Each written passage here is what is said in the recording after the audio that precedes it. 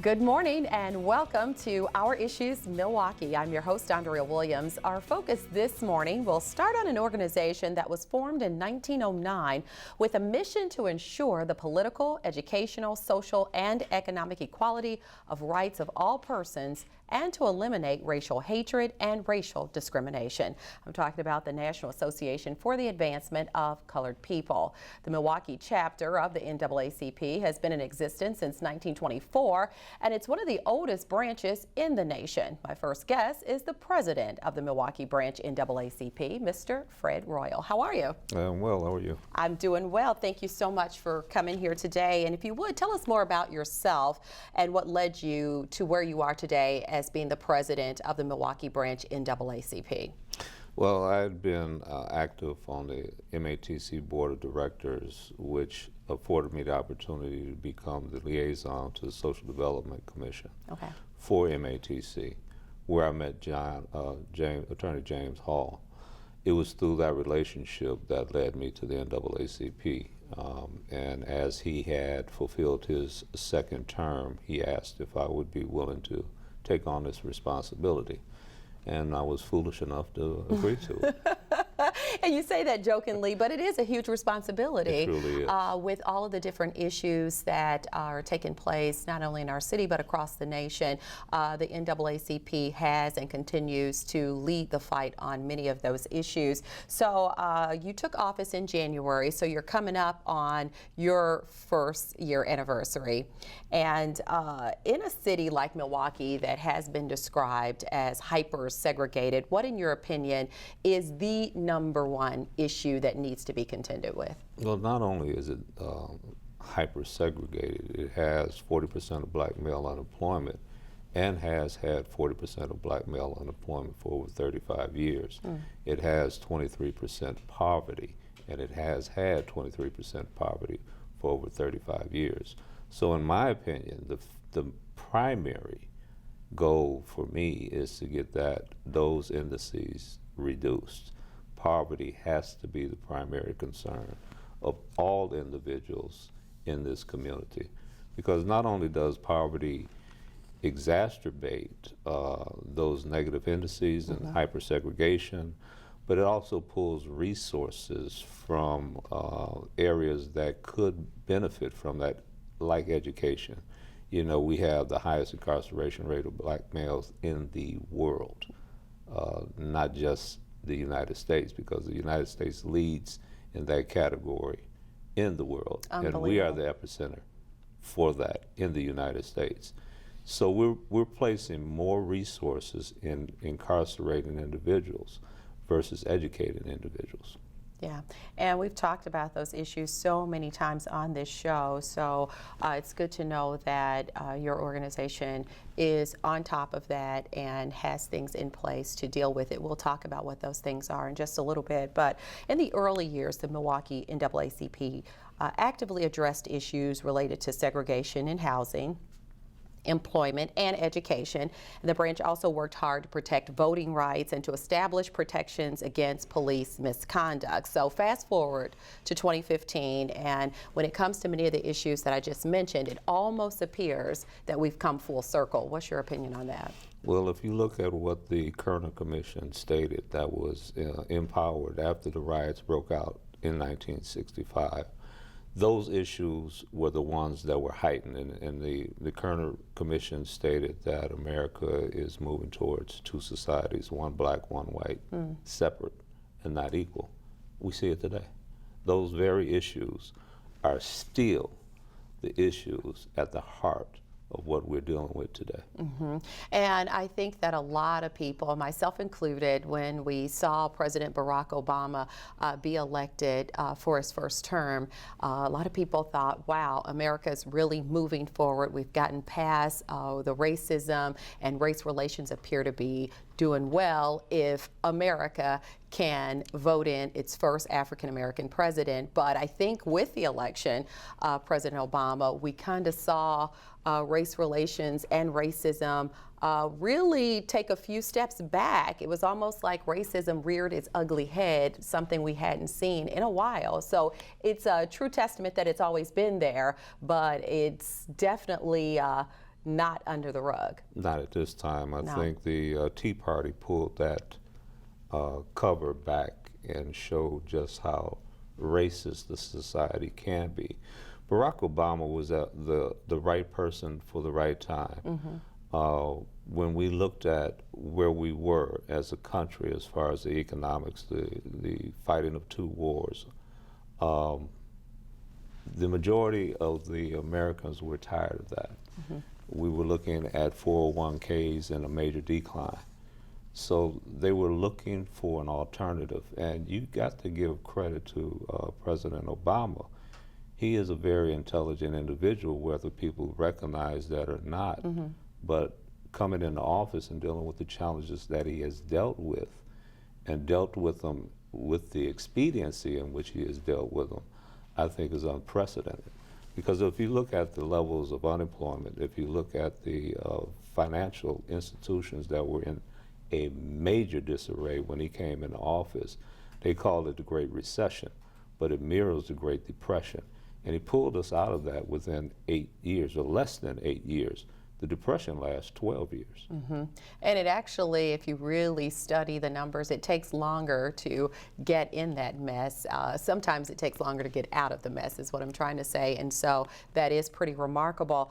The NAACP has worked diligently over the years to protect the rights of voters. And needless to say, coming up in 2016, there is going to be a presidential election. And individuals in the state of Wisconsin are going to need to show an ID in order to vote.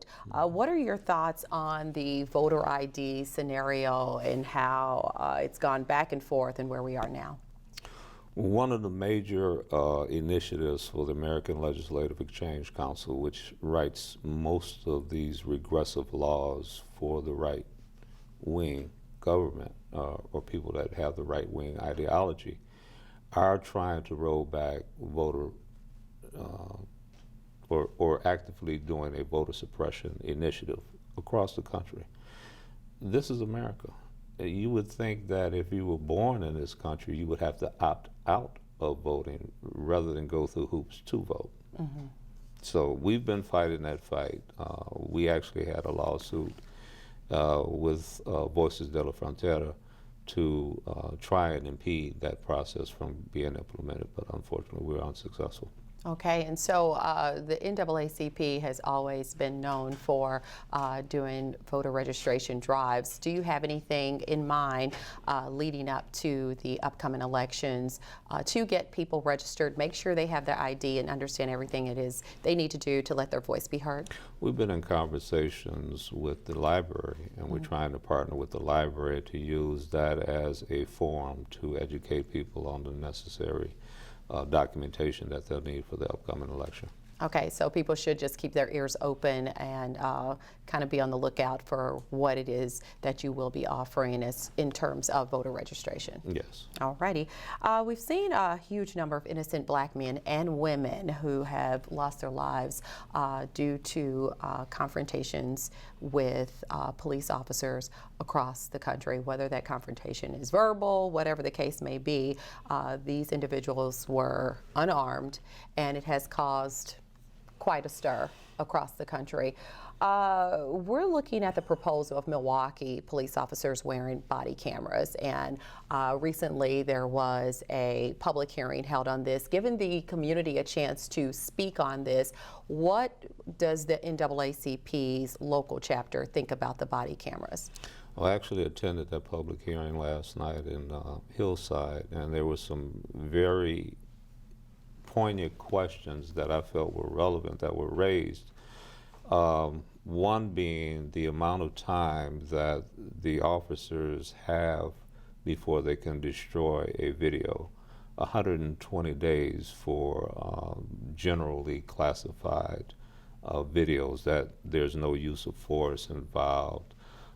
There is no criminal charge associated with the video. But Attorney Safran made a very interesting point that 120 days is the statute of limitations in which a citizen can file a complaint. So if you have 120 days to file a complaint and the evidence is destroyed at the 120 days, that means that evidence is lost. So there was talk about putting in a 160-day provision before you destroy a non-classified incident with the police officer, which makes sense.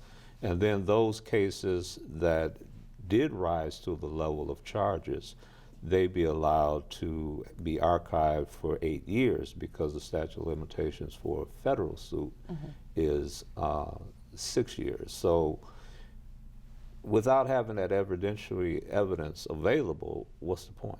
Right, and there were some great points brought up at the hearing, and I'll mention that Attorney Safran is the attorney that represented Dontre Hamilton's family when he was killed in Red Arrow Park in downtown Milwaukee by a then Milwaukee police officer. Exactly, and one of the other points that was brought up was that this is technology that should be going on without the discretion of the police, meaning that they should be videotaping every time they get out the squad car, which makes sense, because we're talking about technology that's put in place because of concerns about police accountability, not because of the police having a need to be more articulate in how they describe the events that occur.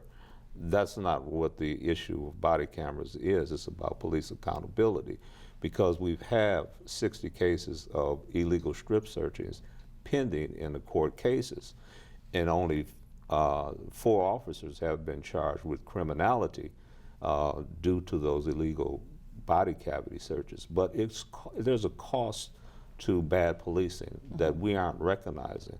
There was a gentleman who was released from prison after 12 years because of a detective's false testimony that was awarded $12.2 million. Wow. So we need accountability. As you stated, there are individuals that are being killed in this country.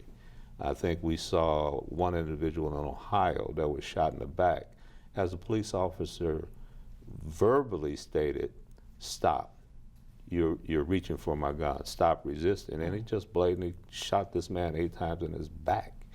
We saw the young kid who had a toy pistol that was killed in Cleveland in less than 2 or 3 seconds of encountering this confrontation with the police officer. So yeah, we need accountability. Yeah, there's a lot going on with that, and we'll definitely continue to talk about it and keep our eyes on that. As we wrap up, I need to say that historically the NAACP has been an organization that is for all people, not just African Americans, but for all people. And the Milwaukee Branch Youth Council made history with protests dealing with the fair housing situation here in the city under their advisor, Father Grappi, at the time, and of course Mrs. Vel Phillips, who played a huge role. I've got some of that video to kind of give the viewers at home a feel of just how powerful those protests were. Let's take a look. Are we gonna die for our freedom? Yeah! Are we gonna cry for our freedom? Yeah! And then we gonna get our freedom? Yeah! Are you ready to sing?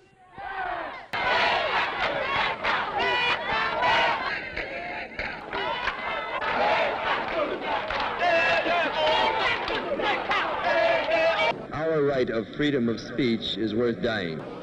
Dying for. We're going to get that right. And so I'm getting awful concerned about the lies that the police do. But they not only said I resisted arrest, they said I used profanity, see. Now, I didn't resist arrest, and I didn't use profanity. The commandos and myself are going to look at this situation, and we'll determine where we're going from here. Anyone that wants...